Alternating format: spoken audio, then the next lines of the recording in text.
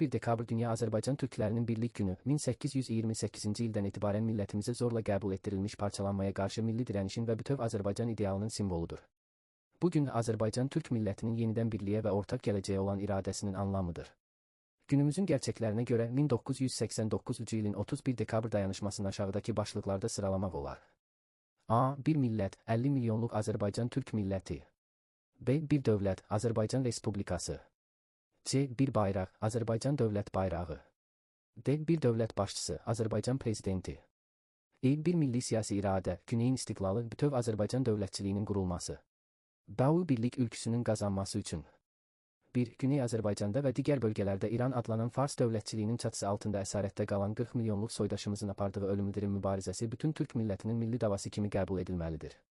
Güneyin azadlığı milli zorunluluqdur. 2. İran rejiminin zindanlarında əzilən milli fəalların səsi, ailələrinin və uşaqlarının acısı diqqətdən kənarda qalmamalıdır.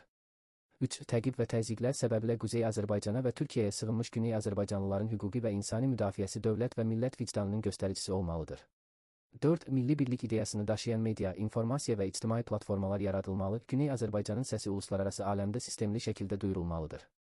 5. Güney Azərbaycan milli siyasi qurumlarına sahib çıxmaq, onların mübarizəsini öz mübarizəsi bilmək millətimizin və dövlətimizin gündəliyindən düşməməlidir.